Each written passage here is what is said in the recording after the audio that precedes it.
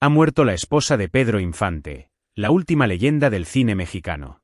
La tarde del viernes 25 de abril de 2025, cuando los portales de espectáculos apenas comenzaban a desplegar sus titulares, estalló la noticia que sacudió las redes como un trueno inesperado. María Guadalupe Lupita Torrentera Bablot, la bailarina que llevó al mismísimo Pedro Infante a la boca del escándalo, había exhalado su último suspiro a los 93 años. La confirmación, vertida por su hija Lupita Infante Torrentera a través de un breve mensaje, desató un vendaval de recuerdos, rumores y lamentos en todo México. En los puestos de periódicos, los voceadores improvisaron ediciones de urgencia, y hasta los vendedores ambulantes de café repitieron la noticia como si anunciaran el fin de una era. ¿Cómo olvidar a la joven de Tacubaya que, con un solo paso de baile, atrapó el corazón del ídolo de Guamúchil y se instaló en su historia como una tormenta imposible de contener? En cuestión de minutos, los comentaristas desempolvaron fotografías descoloridas, discos rayados y viejas entrevistas. Los más atrevidos susurraron que, incluso en el ataúd, seguía murmurando el apodo con el que la envolvía, Chaparra. Porque la muerte, en el caso de Lupita, no es un punto final, sino la puerta que nos permite atravesar nuevamente el pasillo retorcido de su romance prohibido, sus triunfos fugaces, sus tragedias irreparables y el legado que todavía hoy sangra en la memoria colectiva del cine mexicano. Bienvenidos a Relatos Oscuros. Aquí, las historias no se cuentan, se desentierran. Si les gusta lo inexplicable, suscríbanse y no olviden activar la campanita. Así no se perderán de lo que viene. Para entender la magnitud de la noticia, es indispensable rebobinar hasta aquella mañana del 2 de noviembre de 1931, cuando en el populoso barrio de Tacubaya lloró por primera vez una niña de ojos enormes y apellido afrancesado, María Guadalupe Torrentera Bablot, hija de Ernesto Torrentera, ferrocarrilero de voz recia, y de Margarita Bablot Morales, costurera de ascendencia gala que alimentaba a 11 bocas con aguja y paciencia. Creció entre primos bulliciosos, boleros que se colaban por la radio y la música de las carpas que reptaba hasta su ventana. Con apenas 11 años, mientras otras niñas aún jugaban a las casitas, Lupita bailaba con tacones prestados sobre las tablas del Teatro Folies Bergère, templo de variedades donde las lentejuelas ocultaban romances de camerino y contratos firmados con saliva. Allí aprendió la disciplina cruel del espectáculo, ensayos al alba, maquillaje que quemaba su piel infantil y un público listo para desollar con silbidos al artista que tropezara. Pero esos mismos reflectores también proyectaron su salto al cine. En 1942, Joaquín Pardavé eligió para interpretar a la versión juvenil de Soledad en Historia de un gran amor, otorgándole el primer destello de fama y la prueba de que la pantalla podía capturar sueños. Aquella adolescente alternaba números de cabaret con jornadas de filmación que derretían el maquillaje.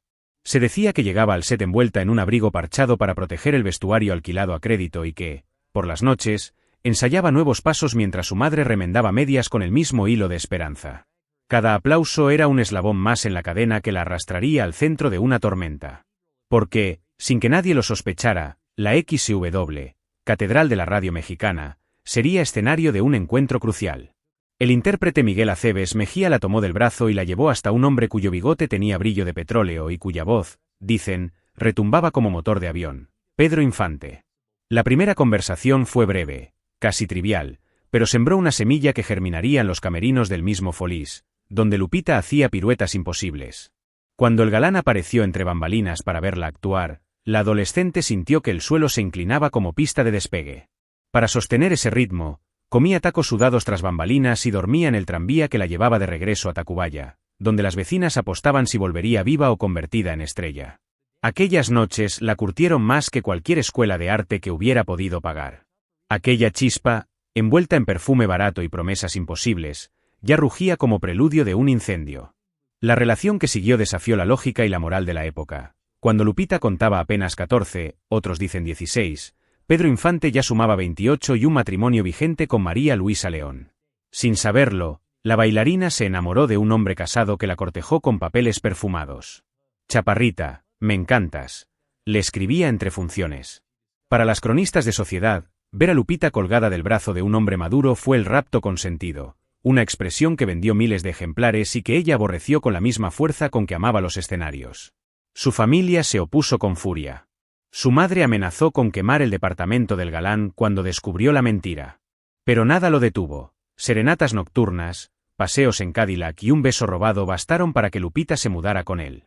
La prensa tituló el idilio, y la moral pública se rasgó las vestiduras. El 22 de mayo de 1949, la pareja voló de Acapulco a la capital. El avión, sin combustible, se estrelló en un sembradío de Zitácuaro. Ella salió con heridas menores. Él, con el brazo fracturado. Pero el escándalo se elevó a alturas de leyenda. Entre 1947 y 1951 nacieron 3 hijos. Graciela Margarita, quien murió de poliomielitis al año y 4 meses, Lupita y Pedro Infante Torrentera.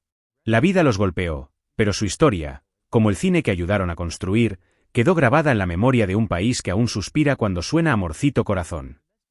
Hoy, mientras México despide a su última diva, las imágenes en blanco y negro vuelven a cobrar vida.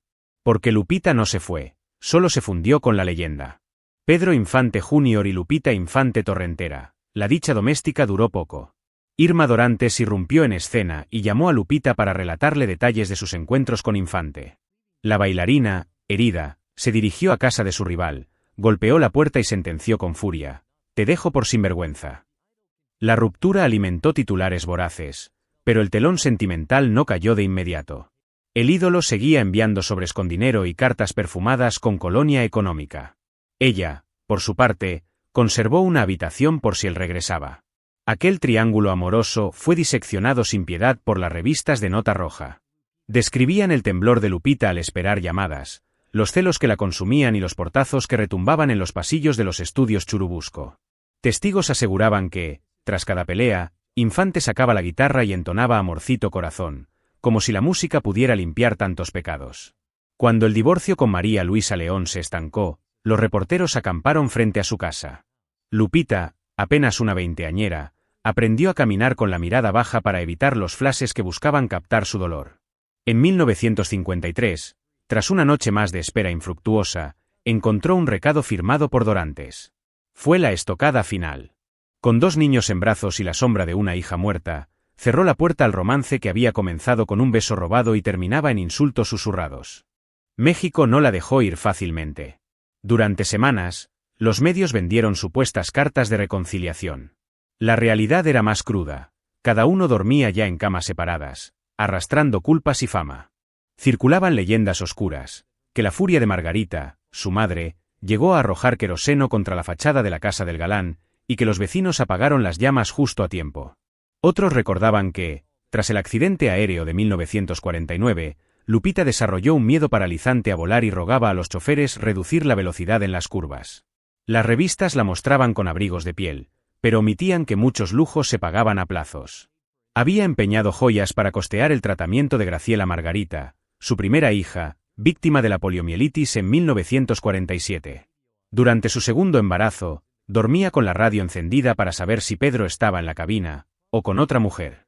Al separarse, él prometió formalizar su relación con Dorantes. Lupita guardó cartas, fotos y hasta el pañuelo ensangrentado del accidente como reliquias de un amor que mezcló gloria y desastre.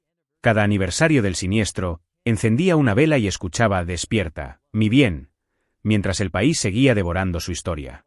Así quedó grabada en la memoria colectiva, la joven seducida que desafió a la esposa legítima y, al final, se atrevió a decir basta al hombre más amado de México. Pero tras el telón, el escenario estaba devastado. Una madre de 22 años, 2 hijos y el vacío de Graciela Margarita, arrebatada en 1947 por la polio. Para sostenerlos, aceptó papeles menores en cine y televisión, enseñó danza en vecindades y anotaba cada gasto en libretas: zapatos, leche, vacunas. Por las noches, contaba historias del teatro para que Pedro Jr. y Lupita olvidaran los titulares. A él lo llevaba a castings, a ella, la inscribió en canto. Nada la preparó para el suicidio de su hijo en 2009, encontrado en Los Ángeles con 12 puñaladas autoinfligidas. Rompió sus fotos y prohibió mencionarlo, pero cada aniversario encendía una vela en silencio.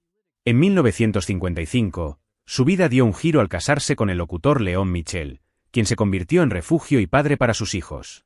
Juntos tuvieron 3 más: Lucero, León y Eva. El apellido Infante ya no se pronunciaba en la mesa, pero la sombra del ídolo persistía. Productores y periodistas insistían en revivir su pasado, pero ella, con astucia, cobraba anticipos y luego rechazaba proyectos que explotaran su dolor. El cine que la vio nacer como actriz infantil la recibió de nuevo con roles secundarios. Jamás recuperó el estrellato, pero se ganó el respeto como trabajadora incansable.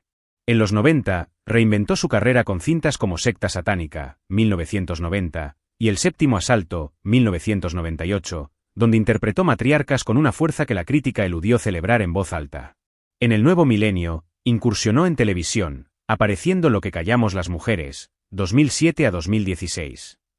Fuera de cámaras, administraba los derechos de imagen de Infante, negociando desde discos hasta merchandising. En talleres, enseñaba swing a jóvenes actores, recordando sus días de cabaret.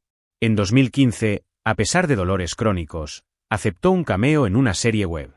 Cuando los trolls la atacaron, respondió con humor: «Sigo viva, ¿qué esperaban?». Esa resiliencia, dicen sus nietos, fue el pegamento que mantuvo unida a una familia construida sobre fracturas. Sin necesidad de grandes titulares, Lupita Torrentera escribió su propia leyenda, la de una mujer que, tras sobrevivir al huracán de la fama, eligió caminar con la cabeza en alto. Y así concluye una historia que quedó grabada en el tiempo. Si te gustó conocer estos relatos del pasado, no olvides suscribirte para más viajes históricos. Déjanos en los comentarios sobre qué figura o época te gustaría escuchar próximamente. Hasta la próxima, donde las huellas de la historia siguen esperando ser descubiertas.